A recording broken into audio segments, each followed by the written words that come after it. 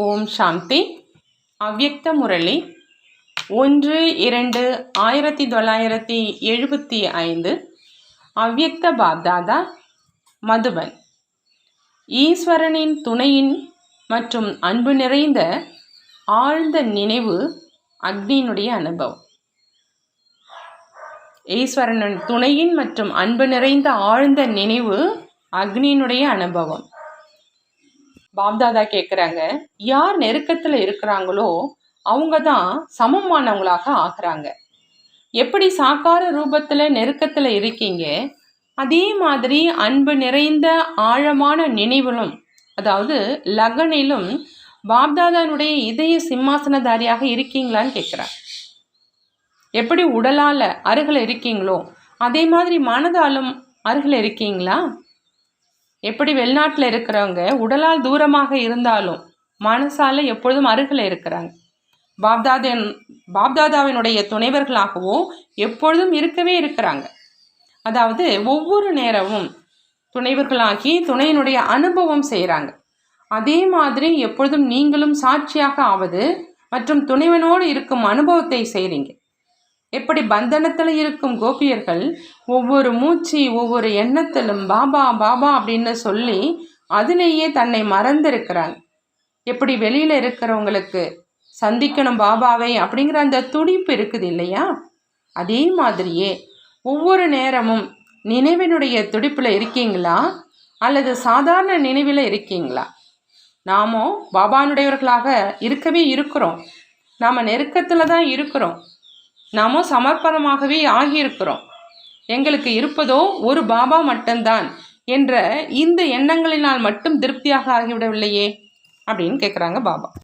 அன்பு நிறைந்த ஆழமான நினைவு, அதாவது அந்த லக்னினுடைய அக்னியில் தன்னுடைய கடந்த கால சமஸ்காரம் மற்றும் சுபாவம், மேலும் மற்ற ஆத்மாக்களினுடைய துக்கம் நிறைந்த சமஸ்காரம் மற்றும் சுபாவத்தை பஸ்பம் செய்யும் அளவுக்கு தன்னுடைய லக்னினுடைய அக்னி உணர்வுள்ள வருதா? ஞானம் மூலமாக மற்றும் நெருக்கம் மூலமாக அதிகாரத்தின் மாற்றத்தையோ செய்கிறீங்க. ஆனால் அதில் காலம் எடுக்குது. அழிக்கப்பட்ட சமஸ்காரம் சில நேரம் மீண்டும் பிரத்யட்சமாகிறது. ஆனால் இப்போ லக்னினுடைய அக்னியில் பஸ்பம் செய்வதற்கான நேரம். அதன் மூலம் அந்த சமஸ்காரத்தின் பெயர் அடையாளமே இருக்க வேண்டாம். இந்த முக்திக்கான யுக்தி எது? அதாவது இந்த லக்னின் அக்னியை உருவாக்குவதற்கான யுக்தி மற்றும் தீக்குச்சி எது? தீக்குச்சினால் நெருப்பை எரிய வைக்கிறாங்க இல்லையா? அப்படி இந்த அக்னியை சுடர்விட செய்வதற்கான தீக்குச்சி எது? அந்த ஒரு வார்த்தை எது? உறுதியான எண்ணம் என்றால் இறந்துடுவோம் அழிந்துடுவோம் என்பது. ஆனால் செய்தே ஆகணும், செய்யத்தான் வேண்டும், ஆகத்தான் வேண்டும். செய்து கொண்டே இருக்கிறோம், ஆகியே விடும். கவனமும் இருக்குது, மேலும் உணரவும் செய்கிறோம் என்று இப்படி யோசிப்பதும் ஒரு விதத்தில் அணைந்து விட்ட தீக்குச்சி. அடிக்கடி கடின உழைப்பும் செய்கிறீங்க, நேரத்தையும் ஈடுபடுத்துறீங்க. ஆனால் அக்னி சுடர்விட்டு எரியறது கிடையாது. அதற்கான காரணம் எண்ணம் என்ற விதை உறுதி அப்படிங்கிற அந்த சாரம் நிறைந்ததாக கிடையாது. அதாவது காலியாக இருக்கு. இதன் காரணமாக பழத்தின் எதிர்பார்ப்பாக என்ன வைக்கிறீங்களோ மற்றும் எதிர்காலத்தை யோசிக்கிறீங்களோ அது நிறைவேறாமல் ஆகிடுது. மேலும் உழைப்பு அதிகம், பிராப்தியை குறைவாக பார்க்குறீங்க அப்படின்னா மனமுடைந்து மற்றும் அலட்சியமானவர்களாக ஆகிடுறீங்க. அதனால் தான் செய்யத்தான் செய்கிறோம், ஆனால் கிடைப்பதில்லை என்றால் என்ன செய்வது? எங்களுடைய பங்கே அந்த மாதிரி அப்படின்னு சொல்கிறீங்க. இது மனமுடைந்து போவது மற்றும் அலட்சியத்தினுடைய பலன் கொடுக்காத எண்ணம். மற்ற ஆத்மாக்களுக்கு சங்கமிகத்தின் விசேஷமாக நீங்கள் என்ன சொல்கிறீங்க? அனைவருக்கும் அசம்பவத்தை சம்பவமாக ஆக்கும் சங்கமயுகம் அப்படின்னு சொல்கிறீங்க இல்லையா? எந்த விஷயத்தை முழு உலகமும் அசம்பவம் அப்படின்னு நினைக்குதோ அதை சம்பவம் ஆக்குவதற்கான யுகம் இதுதான்.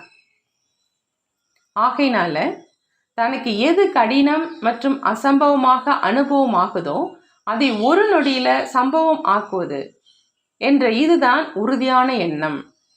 சுலபமாக மற்றும் சம்பவம் ஆகுவதை நடைமுறையில் கொண்டு வருவது ஒன்றும் பெரிய விஷயம் கிடையாது. ஆனால் அசம்பவத்தை சம்பவமாக்குவது, அதுவும் உறுதியான எண்ணத்தினால் செய்வது, இதுதான் கௌரவமாக தேர்ச்சி பெறுவதனுடைய அடையாளம். இப்போ இந்த புதுமையை செஞ்சு காண்பீங்க. அப்போதான் இந்த புதுமைக்காக மதிப்பெண்கள் தருவோம். எப்படி மாணவன் ஒவ்வொரு வருடத்தின் ஒவ்வொரு பாடத்திலும் எத்தனை சதவிகிதம் பெற்றிருக்கிறேன் அப்படின்னு மொத்த ரிசல்ட்டையும் பார்க்குற, அதுபோல் எந்த விஷயத்தில் ஏறும் கலை இருந்தது, எந்த முயற்சியினுடைய ஆதாரத்தில் ஏறும் கலை இருந்தது மற்றும் எந்த பாடத்தில் குறை இருந்தது அப்படிங்கிற தன்னுடைய ரிசல்ட்டை பாருங்கள். இந்த முழு கணக்கையும் எடுங்க. பாராட்டுகளையும் பாப்தாதா எப்பொழுதும் கொடுக்கிறார். ஏன்னா உலகத்தினுடைய விசேஷமான நாளே இதுதான் இல்லையா? இயற்கை தாசியாக ஆகுது. ஆனால் தாசியின் தாசியாக ஒரு பொழுதும் ஆகாதீங்க. மேலும் தாசனாவதற்கான அடையாளமாக உதாசி, அதாவது சோர்வு இருக்கும். ஏதாவது சமஸ்காரம் மற்றும் சுபாவத்தின் தாசனாக ஆகிறீங்க அப்படின்னா அப்போ உதாஸ், அதாவது சோர்வுற்றவராக ஆகிறீங்க. நல்லது. ஓம் சாந்தி. நன்றி பாபா, நன்றி.